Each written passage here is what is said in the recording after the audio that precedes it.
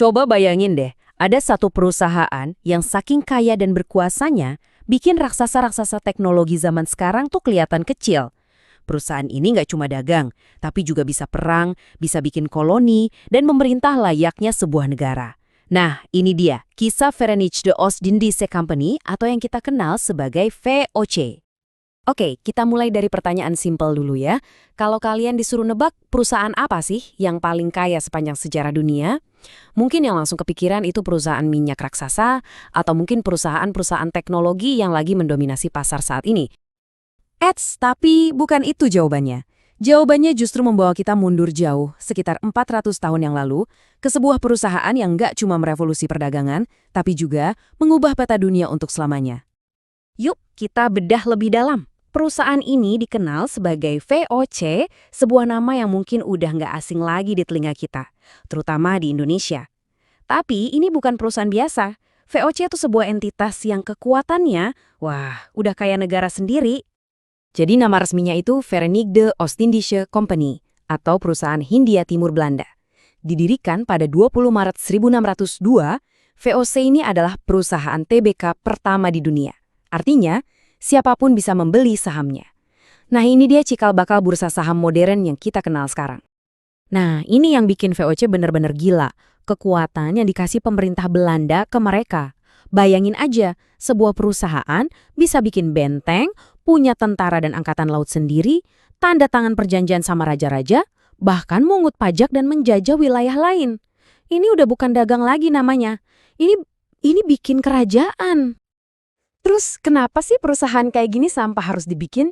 Jawabannya ada di satu komoditas yang waktu itu nilainya bisa ngalahin emas, rempah-rempah.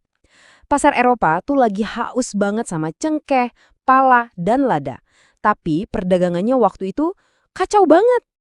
Jadi gini, sebelum ada VOC, puluhan perusahaan dagang Belanda itu saling sikut-sikutan, bikin harga jadi anjlok, dan untungnya tipis. Resikonya juga tinggi banget.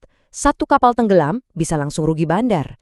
Sampai akhirnya, seorang negarawan Belanda bernama Johan van Oldenbarneveld punya ide brilian. Gabungin aja semua perusahaan ini jadi satu kongsi raksasa.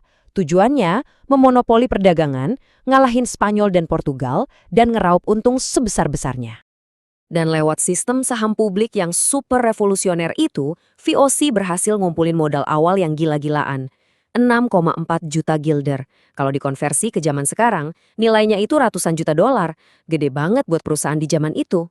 Ini ngasih mereka kekuatan finansial yang nggak ada tandingannya buat mulai beroperasi. Dan bener aja, mereka langsung tancap gas. Cuma dalam beberapa dekade, VOC tumbuh jadi entitas komersial paling dominan yang pernah ada di dunia. Coba deh kita lihat seberapa besar kekuatan mereka di puncak kejayaannya. Ini bener-bener bikin geleng-geleng kepala. Mereka itu bukan cuma berlayar, tapi mereka menguasai lautan. Ada lebih dari 150 kapal dagang mereka yang warawiri dari Afrika sampai Jepang, menciptakan jaringan perdagangan global pertama di dunia. Dan buat ngelindungin itu semua, mereka punya angkatan laut swasta. Sebuah armada pribadi dengan 40 kapal perang yang siap sikat siapapun yang berani menghalangi jalan mereka. Kekuatan mereka nggak cuma di laut loh. Di darat, mereka punya pasukan pribadi berjumlah 10.000 tentara buat menaklukkan wilayah, jaga benteng, dan maksa monopoli mereka. Dan hasilnya? Keuntungan yang nggak masuk akal. Di masa jayanya, VOC bisa bagi-bagi dividen tahunan sampai 40% dari investasi awal. Angka yang bahkan perusahaan paling sukses zaman sekarang pun susah banget buat mencapainya. Tapi keuntungan sebesar itu jelas nggak datang dari langit. VOC membangun monopolinya lewat strategi dan kekerasan. Tahun 1619, mereka mendirikan Batavia sebagai pusat kekuasaan di Asia. Terus mereka secara brutal menaklukkan Kepulauan Banda buat menguasai Pala. Dan di tahun 1658, mereka berhasil mengusir Portugis dari Ceylon buat memonopoli kayu manis. Tapi ya itu, gak ada kerajaan yang abadi kan? Memasuki akhir abad ke-17, pondasi kekaisaran dagang VOC ini mulai kelihatan retak-retak. Kejayaan yang kelihatannya bakal selamanya, ternyata ada tanggal kedaluarsanya. Satu persatu, pukulan telak mulai datang. Mereka diusir dari Formosa di tahun 1662, yang bikin akses penting ke Sutra Tiongkok putus. Terus Jepang, yang tadinya jadi sumber utama perak dan emas mereka, tiba-tiba membatasi ekspor. Di saat yang bersamaan, perang sama Inggris justru ngasih kesempatan buat saingan utama mereka, East India Company, buat makin kuat. Nah, gambar ini nunjukin masalah utamanya dengan jelas banget. Dari luar, VOC tuh masih kelihatan super sibuk. Kapal-kapal masih berlayar, barang-barang masih diperdagangkan. Tapi di dalamnya, keuntungannya anjlok parah. Para sejarawan nyebut periode ini pertumbuhan tanpa laba. Kelihatannya sibuk, tapi kantongnya kosong. Ternyata, masalahnya nggak cuma dari luar loh. Ancaman terbesar buat VOC justru tumbuh dari dalam perusahaan itu sendiri. Kayak penyakit nih, masalah internal ini ngegrogoti VOC pelan-pelan tapi pasti.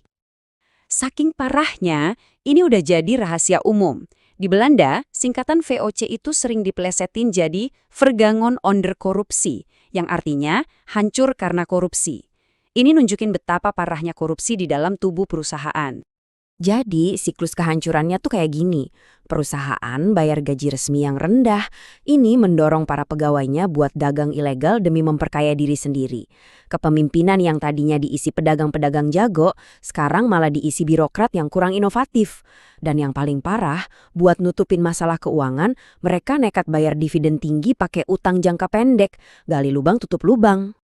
Nah, dengan pondasi yang udah keropos dari luar dan dalam, cuma butuh satu dorongan terakhir aja buat ngeruntuhin semuanya.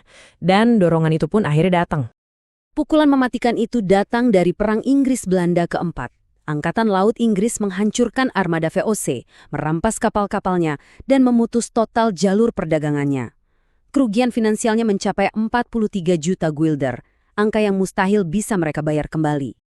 Dan akhirnya, pada tanggal 31 Desember 1799, setelah beroperasi selama hampir 200 tahun, Verenigde Oost-Indische Compagnie, perusahaan terkaya dalam sejarah, secara resmi dinyatakan bangkrut dan dibubarkan. Sebuah akhir yang dramatis banget buat raksasa yang pernah menguasai dunia.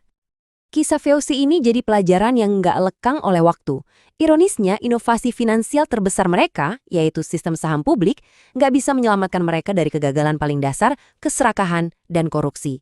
VOC mungkin udah nggak ada, tapi modelnya masih relevan banget. Dia membuktikan kalau modal swasta, kalau dikasih kekuatan sebesar negara, bisa membentuk ulang dunia. Jadi pertanyaannya sekarang, apakah model seperti itu benar-benar udah hilang? Atau jangan-jangan cuma ganti nama aja di zaman modern ini? Nah, itu yang patut kita renungkan bersama.